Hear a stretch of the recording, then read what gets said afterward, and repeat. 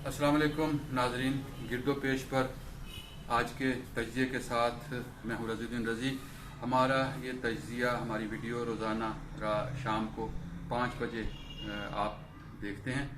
अगर आपने ये चैनल अभी सब्सक्राइब नहीं किया तो अज़राए करम इसे सब्सक्राइब कीजिए और बेल आइकन को क्लिक कीजिए ताकि हमारी वीडियोस आइंदा भी आप तक पहुंचती रहें।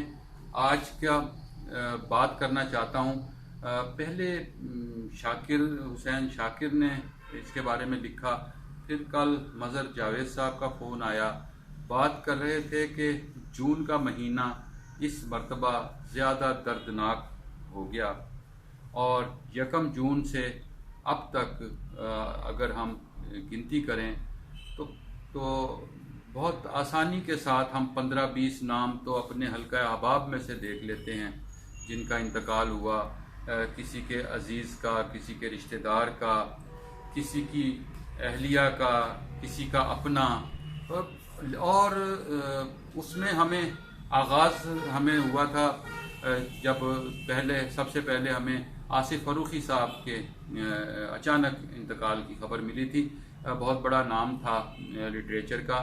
आसिफ फ़रूखी साहब के बाद फिर हमें अपने शहर में कुछ नाम हमने सुने, जिनमें शौकत मुग़ल साहब थे, जिनमें हकीम महमूद साहब थे, जिनमें ताहिर रशीद साहब थे।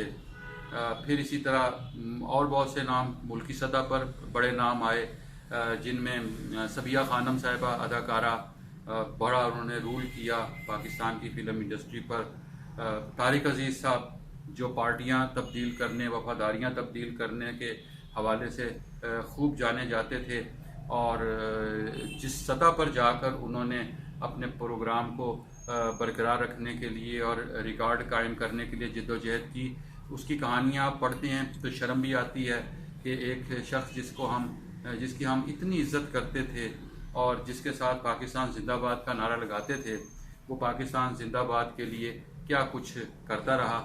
फिर हमें और बहुत से नाम इसमें आते हैं। हमें मसूद अशर साहब की अहलिया के इंतकाल की खबर मिली, हमें कुछ डॉक्टर्स के इंतकाल की खबर मिली, डॉक्टर गजाला मुल्तान में, फिर हमें बहावलपुर, हमें डेरा गाजी खान, रहीम यार खान, मुख्तलिफ इलाकों में, लाहौर में और मुख्तलिफ शहरों में भी मुख्तलिफ डॉक्टरों के इंतकाल की खबर मिली। कल हमें एक तवील अलालत के बाद अल्लामा तालिब जौहरी साहब का इंतकाल हो गया। मुझे याद आया, अल्लामा तालिब जौहरी को हमने सुना था, असलम यूसुफी साहब के साथ बैठकर सुना था जब ज़ियाउल हक का इंतकाल हुआ था और उसके बाद मुहर्रम आया था। तो वो अल्लामा तालिब जौहरी साहब ने जो मजलिस पढ़ी थी वो हमें अब भी याद है कि हम असलम यूसुफी साहब के घर गए थे वो मजलिस शाम गरीबा सुनने के लिए, क्योंकि मुहर्रम का महीना आया था फ़ौरन बाद और मजलिस शाम गरीबा थी और हम देखना ये चाहते थे कि ज़ियाउल हक की मौत पर वो क्या नुक्ता निकालते हैं।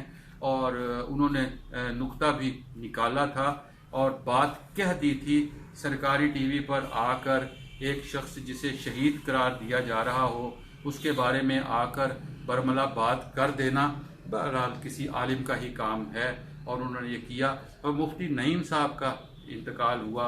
मुफ्ती नईम साहब का भी दरमियान में अफवाह भी फैली थी उनके इंतकाल की और अब वो भी एक बड़ा नाम, उनका मदरसा जहाँ से कराची में जामिया बनोरिया से उनका ताल्लुक़ था। ये सब हम देख रहे हैं, सुन रहे हैं, दुख भरी कहानियां हैं सारी, हर मौत के साथ एक। और इसके पहले तैयारे हादसे की खबर तो ईद से चंद रोज़ पहले की थी, जिसकी कहानियां और जिसके मरने वालों की बहुत सी बातें हम अब पढ़ते रहे।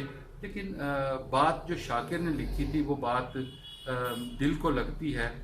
शाकिर ने कहा था कि एक लम्हे के लिए हम किसी की मौत पर आजुर्दा होते हैं, एक लम्हे के लिए हमें दुख होता है और उसके बाद हम अगले ही लम्हे फेसबुक पर कोई लतीफ़ा लिख देते हैं, कोई मिज़ाहिया वीडियो लगा देते हैं, कोई शेर लिख देते हैं।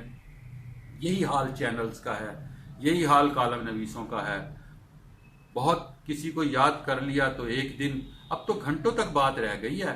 एक चंद घंटों के लिए याद करते हैं किसी को, उसके बाद अगले ही लम्हे हमें वो स्क्रीनों से लोग गायब होते दिखाई देते हैं। कालम निगार एक दो दिन किसी को जिक्र करेंगे, फिर ख़त्म। तो अगर ये सब कुछ कहा जाता है कि इंसान को मरने के बाद उसके आमाल याद रखते हैं, मरने के बाद उसका किरदार और उसका कंट्रीब्यूशन जो उसने किया होता है वो हमेशा उसकी वजह से लोग याद रखते हैं। लेकिन अब ऐसे लगता है जैसे सब कुछ बेमानी हो गया है, आप जो मर्जी कर लें। आपने जब रुखसत होना है उसके बाद चंद ही लम्हों के बाद लोगों ने लतीफ़ा सुनाना है, कहकहा लगाना है, हाथ पे हाथ मारना है और कहना है हो सुनाओ यार कोई नवी गल।